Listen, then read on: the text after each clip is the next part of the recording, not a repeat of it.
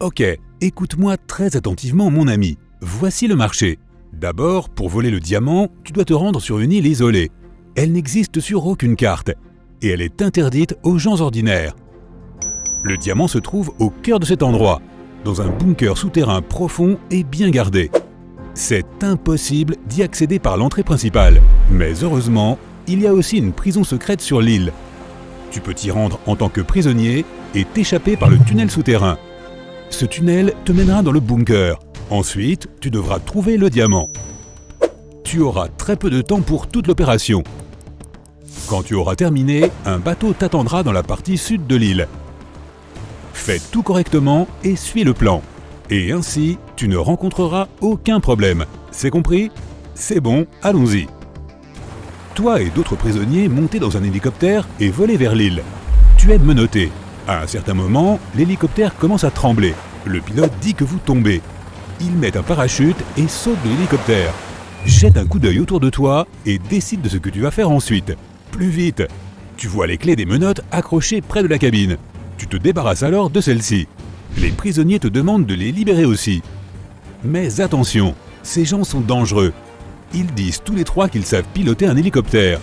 Qui vas-tu croire?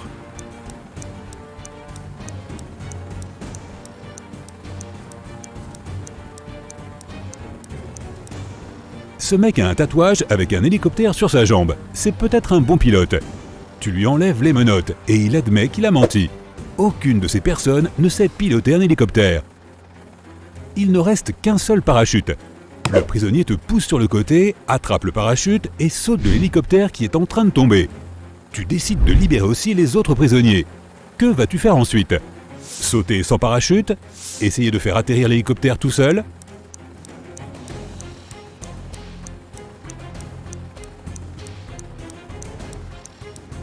Le pilote de l'hélicoptère a abandonné son engin car l'atterrissage était impossible.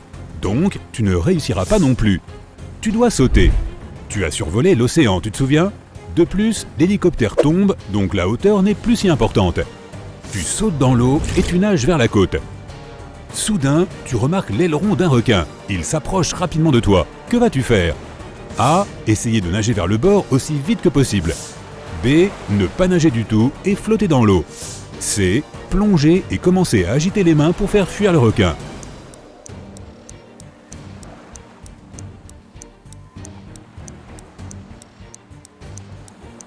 Tu dois t'arrêter. Si tu commences à t'éloigner à la nage, le requin va commencer à te poursuivre. Inspire beaucoup d'air et essaie de ne pas faire de mouvements inutiles. Le requin va bientôt partir, mais s'il attaque, tu devras riposter. Les branchies et ses yeux sont les points faibles de l'animal. Heureusement, le requin ne charge pas. Il s'éloigne à la nage et tu arrives sain et sauf sur le rivage. Les gardes de l'île sortent de la jungle en courant.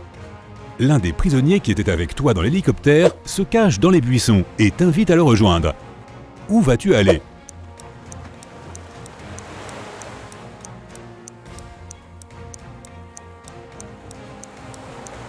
Laisse les gardes t'attraper et t'emmener en prison. N'oublie pas ta mission.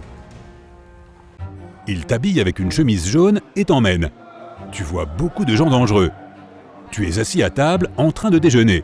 Il y a 3 prisonniers en face de toi. L'un d'entre eux va s'échapper. Mais lequel?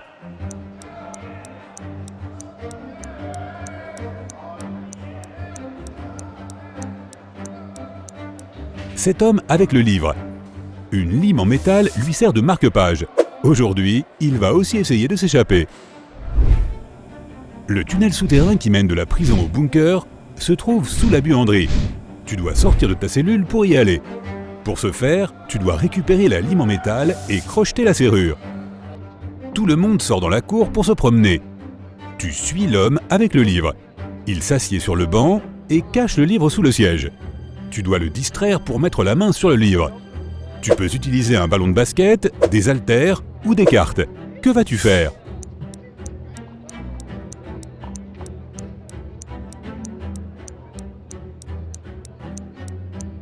Tu peux lui proposer de faire de la musculation avec des haltères ou de jouer aux cartes, mais il te sera difficile de te soustraire à sa vigilance. Joue au basket et lance le ballon au loin. Le prisonnier ira le chercher. Pendant ce temps, tu prendras le livre. Donc, tu prends le livre, mais tu ne trouves pas de pièces métalliques à l'intérieur. À la place, tu trouves de l'argent.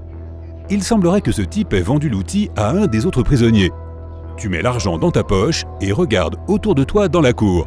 Lequel des prisonniers peut avoir la lime en métal?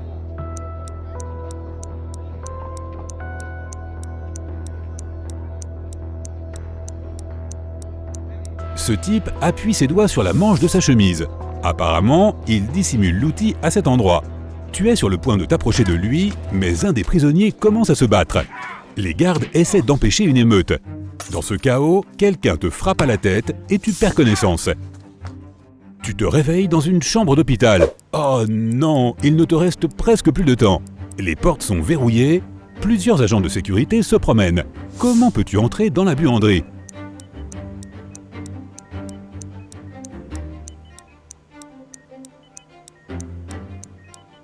Dans un coin, il y a un énorme chariot avec du linge sale. Cache-toi là et ils t'emmèneront là où tu dois aller. Tu te caches parmi les draps sales. Le responsable du linge prend le chariot et le transporte jusqu'à la buanderie. Il jette le linge dans la machine à laver et te voit. Le blanchisseur va crier et appeler les gardes. Que vas-tu faire?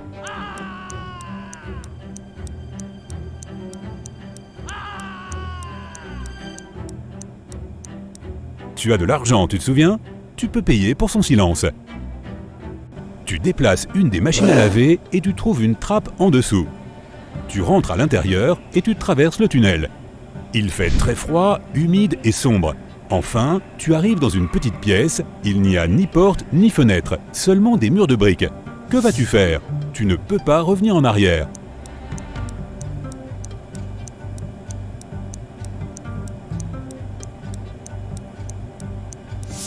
Parmi toutes ces briques, il y en a une qui dépasse du mur. Essaie de la pousser. Ça a marché. Une porte secrète s'ouvre et tu entres. Tu descends et tu te retrouves devant une autre porte en fer. Tu remarques une bouteille d'oxygène avec un masque à proximité. Tu ouvres la porte et tu te retrouves dans une salle de sas entre deux portes en fer. L'une des portes se referme derrière toi. Tout l'oxygène est pompé. Tu ne peux plus respirer, alors tu mets un masque. La deuxième porte en fer s'ouvre et tu entres à l'intérieur. Tu vois 3 tunnels. Le premier tunnel est rempli de haches, de lames et d'autres pièges en mouvement. Des décharges électriques à haute tension tournoient dans le deuxième tunnel. Dans le troisième tunnel, il y a une flamme brillante. L'une des menaces est une illusion. Quel tunnel vas-tu choisir?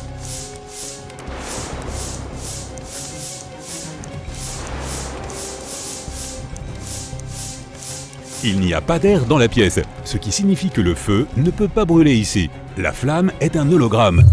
Tu avances et tu te retrouves devant une pièce sombre. Elle est si sombre que tu ne peux pas voir ce qu'il y a à l'intérieur. Il te semble que le diamant est là.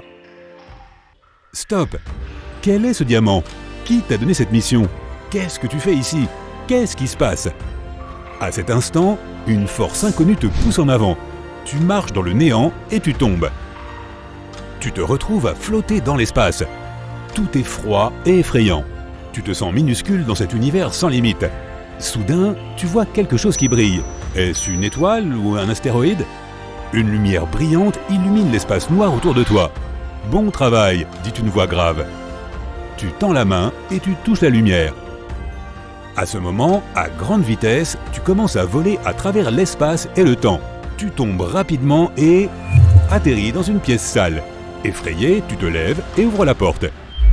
Oh oui, le soleil! Tu sors enfin du bunker et tu te retrouves sur l'île. Il y a 2 chemins devant toi.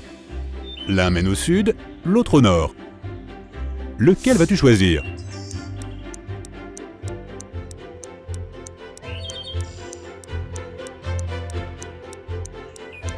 Le bateau est censé t'attendre au sud, tu te souviens? Tu traverses la jungle et trouves une vieille voiture. Tu démarres le moteur et prends un lecteur MP3 avec des écouteurs dans la boîte à gants. Tu conduis le long de la route en écoutant de la musique quand tu réalises que les freins ne fonctionnent pas. Il y a 3 chemins devant toi. Un mur de briques t'attend au bout de la première route. La deuxième mène à un marécage. Et le 3e chemin mène à une haute colline avec une falaise. Vers où vas-tu conduire? Il n'y a presque plus de temps.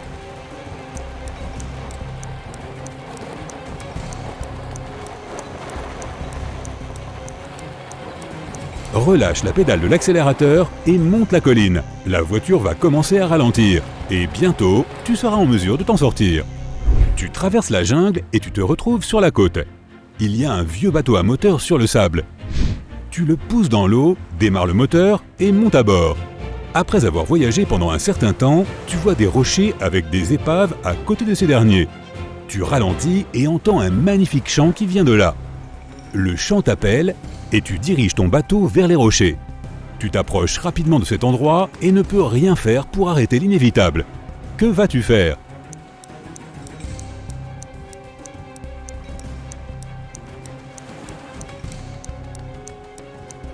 Tu as le lecteur MP3 que tu as trouvé dans la voiture. Tu mets les écouteurs, tu mets de la super bonne musique et tu t'en vas. Tu te diriges vers le coucher du soleil et vers de nouvelles aventures. Et maintenant, vérifions tes points. 0 à 3 points.